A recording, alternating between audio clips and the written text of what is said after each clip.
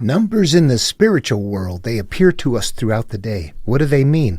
This is a very fun rabbit hole. And a friend of mine posted a question for me. My name is Dan Paulson. Welcome to the video.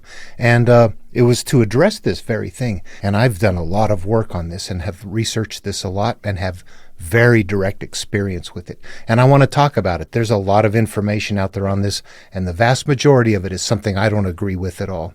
Let's go down this rabbit hole this time and take a look at what's out there kind of quickly, because it's a big pile right here. And then I'm going to talk about my experiences and what I believe is how we actually directly interact with whatever it is out there that's providing us with the answers. The numbers are a clue to us somehow. How does that work?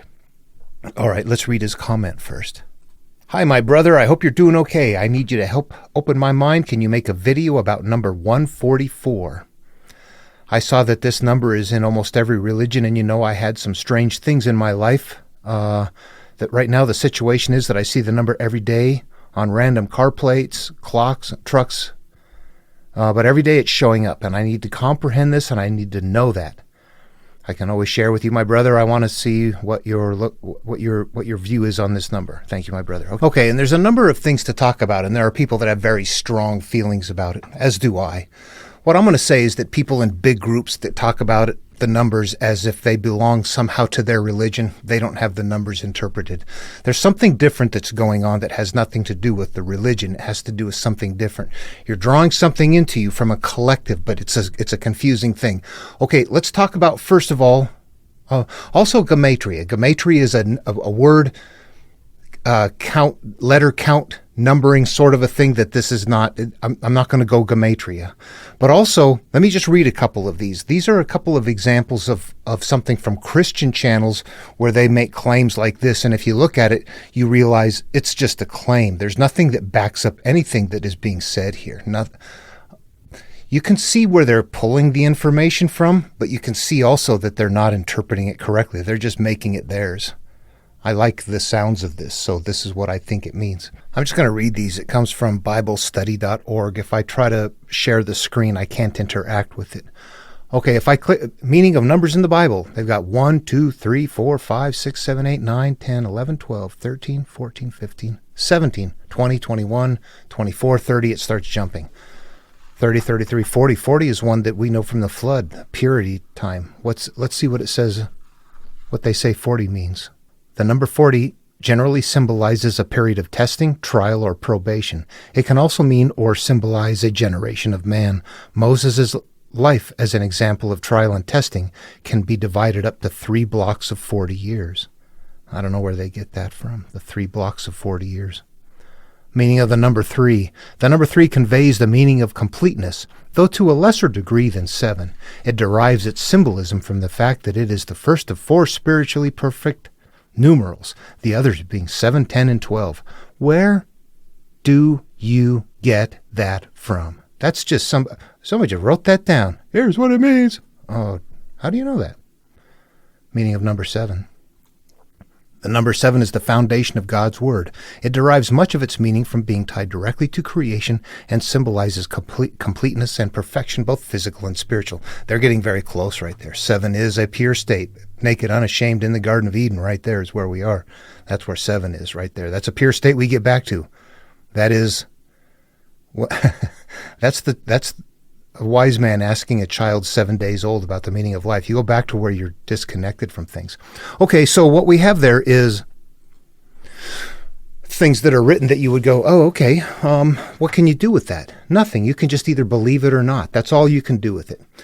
You got something else going on, Stephan. There's the numbers that come out that are general numbers, like the 1111, things like that. You got videos on that. What does 1111 mean? You're awakened, you're spiritual, it gives you all kinds of hero, I'm full of myself kind of stuff to read because I see the number 1111, so I'm a chosen fairyland, whatever the case. Yeah, that's just, I don't get into all that stuff.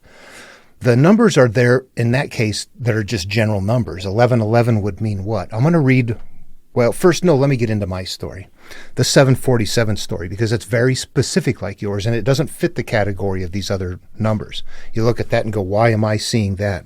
Mine started, it's been 35 years ago probably, in a 24-hour period. One night, my daughter, she was young, about 6, 7 years old, calls out from the bedroom, "What time is it, Daddy?" It's getting close to bedtime. It's in the evening. There's a digital clock sitting next to me. It's 7:47. So I yell at her, 7:47.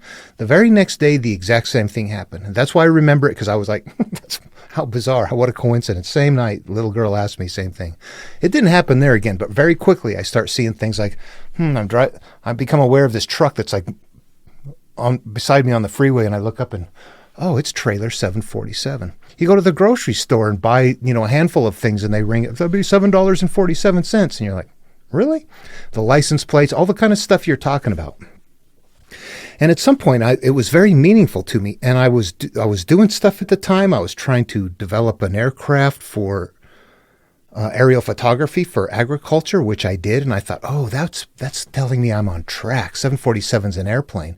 Then guess what? 9/11 happens. 747s and, trade centers. And I'm like, I am totally confused about this 747. I don't know what is going on.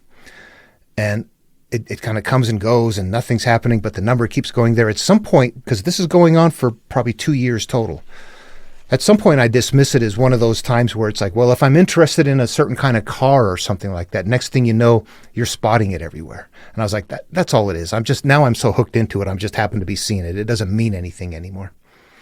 But I get contacted from a couple of people that they wanted to do some aerial flying of video cameras, and I had experience with that and they didn't. And even though my Simplot project, that whole agricultural thing, all that got shut down because of 9/11, everything, all of it fell apart. So I was like, geez, I don't even know what to do here. But they wanted to have me log on to a site of theirs to see what they were doing. This is like a long time after the fact. And they send me a temporary password, Luke 747. My middle name is Luke. That startled me. I got a hold of the guy, said, where did you get that? He said, read your Bible, silly. What? Yeah, my mom named me Daniel Luke for a reason, but there's Luke 747. What is that? Let's take a look. Okay, so I'm not going to go into the whole story. I'll just get to the verse. This is where the sinful woman was forgiven. One of the Pharisees asked Jesus to eat with them. He went to the Pharisee's house and went there to dine, and a woman who was a sinner came there, and she stood behind him at his feet, weeping, and began to bathe his feet and bathe his feet with her tears and dry them with her hair. Okay, so in the physical world, we look at that and go, that's a bizarre thing. In the spiritual world, we say, this is playing out inside of me, and this represents my inner self and my outer self that is trying to reconnect. I need to provide forgiveness. That's what this is, an inner forgiveness that is happening. Down here, as it gets to the bottom, they question him and all that, but verse 747 is the one that sums it up. Therefore I tell you, her many sins have been forgiven. Hence, she has shown great love. But the one to whom little is forgiven loves little. That told me that I needed to become the embodiment of love in order to have all of my issues resolved inside. I interpreted that as something that was about me. I had to that was it. You want to feel better? You have to become the embodiment of love. So that was at that time in my search, and I'm still confused about things because I still have some hurt. I'm doing a lot of forgiveness, but there's some things in the past that are like, no, this is unforgivable. And at some point I'm hooking into this more and more and realizing, no, you cannot have it partial. That's the mote in your eye. It is the more you hang on to, the more your life is affected by that. And this right here is saying, by much, I give it all up. Everything. There are people that say that the universe is made of love. It is not. The primary energy of the universe is not love. That's what humans like to feel. If you read the material, if you go to Taoism, you will find that mystery and manifestation come from the same source. The good and the bad come from the same place. The source is darkness, darkness within darkness, the gateway to all understanding. That's not love and nothing else. That is whatever you want. You're the one that decides. The energy is yours. And Abrahamic stuff, I will bless those who bless you and curse those who curse you. Good and bad come from the same place. The universe is everything. It is just what it is. You are the one, through your perception, that makes the determination. The universe is not good and bad. The universe is everything. The universe is all. We are the ones that make it good or bad based on the way we perceive and live life and continue to utilize the energy that we're getting through those memories. The universe itself is not that. It provides whatever you want. We don't know that. That's the problem. And you know what? I apologize. I'm really jumping in and out of this video doing other tasks, and I may have forgotten something, and it's not the cleanest video. I apologize. Compound numbers. Mine was not 747, a single number. It was two numbers, a 7 and a 47, which actually fits the criteria of what I see now of Abrahamic 3-7 grid material with 4s and 7s, the way they combine things. That there's something going on that is, I think it's right there. We just don't know how to look at it quite right. I don't know. I'm still looking at it, scratching my head going, boy, this is just mind-boggling. I'm not quite sure. There's some big stuff going on. But you know, so your number might be a 1 and a 44 or a 14 and a 4 or something like that.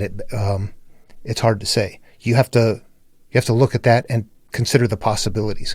But that still is not very many things to have to chase down. I would start there. I would go look to see if you can find those combinations and read what verses there would be and see if it rings for you. But, and I stress, you have to interpret it in the way that I am interpreting it in order to make it become a personal, interactive verse. So for me, that was it. My wife had one that was the 1111.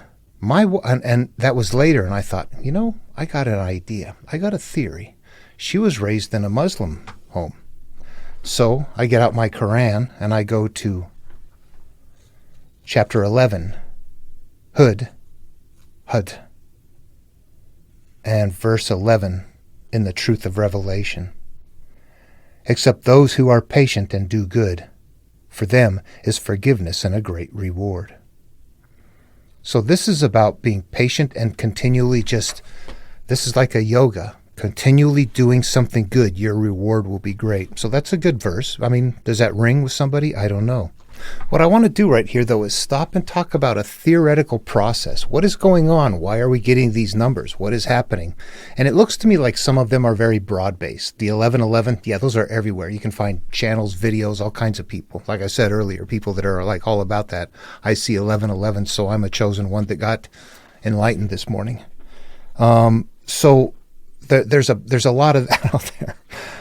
But then when you look at the verses and you find 1111s and things like that, you go, you know, there is something in here actually if you go to an interpretation thing instead of just going, oh, this is wonderful. I see 1111, so I'm going to worship it. That's a very faith-based thing. If you look at it and go, if there's something there, what is it? If I get my 747, what is making that happen? Somebody else had to become engaged over a long period of time. You look at that and go, you know, I can't call that a coincidence. It's just too many weird details that come together that bring you to that point that is actually the answer that you're looking for. You're like, man, that came from someplace. That came from somewhere. What is going on? And I think it's very easy to look outward and say that there's something out there providing for us. But I think that there's something else to consider. That we live in a collective psyche and that we are connected at a deeper level than what we know. We don't realize how much we are.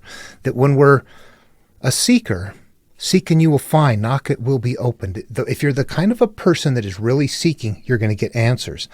You know what, that term really seeking also needs to be defined. Everybody thinks they're a seeker. Everybody's looking for something. There's something very specific that the seeker of righteousness is looking for. The way that they're seeking. Most people are seeking with a fixed idea of what they believe. And what they seek has to steer them towards there. So they're going to dismiss things or define things in such a way that fits their belief system. The real seeker doesn't have a belief system. They're approaching it going, there's something here. I don't know what it is. I'm going open-minded and I'm going after it. That's the true seeker right there. They don't have a preconceived idea about what there is. They're going after it going, damn it, there's something here. What is it? The problem is how do you interpret them? Where do they come from? I almost look at it now after seeing a few examples like that and going, you know what? It almost seems to me like you're walking into a big library of knowledge, of all knowledge, and there's nobody there. The building is kind of moderately alive. We can't quite talk to it. You go in and you put your order on the counter. My order is, what the hell? Please, what do I do? That's your order right there. Boom, you put it on the counter and it goes out into all of the database. But what comes out to you, you can't get the answer. You get numbers. I just thought of a better one. I got this sci-fi image of like this on a story where somebody's called. If you want the story, take it. Called person goes in and they go into a big building like this. They sit in a chair and it has one of those things that like grabs onto your head. And what it does is it reads your emotions. And what it does in response is it feeds you numbers. And then you have to leave and go, what do I do with these numbers? But the numbers are going to be somehow relative to your internal experience in your past. Is that happening? Be a fun story. And then you have to go, okay, what do those numbers mean? Where do they come from? And then I would look at mine and go, okay, I don't know what I would have gotten. I don't know without Luke, if I would have found that. I really don't. But it helped me in the end go, oh, what if this is a possibility? It's really the answer that I need. And it's coming from somewhere, but it's coming to me from a pile of knowledge that is available to me. All I have to do is desire it and sit in it and then understand what comes to me. And that if I treat it that way, suddenly, yep, that's it. You don't have to wait willy-nilly for something to happen. You understand what's going on. It is your desire and your intensity that's going to bring something in, and then how do you recognize what that is? Because it's not going to be plain language. It's going to be encoded. And in this case, it looks like maybe we're returning to our roots, that there's information that you have in your past that here, what you need is in your material. Let me give you the numbers that you need. Dan, you don't know this. Your name is Luke in the middle, and verse 747 is what you need. I had no freaking way of figuring that out until it was almost handed to me in a series of things that make you go, how the hell did that happen? That's so bizarre.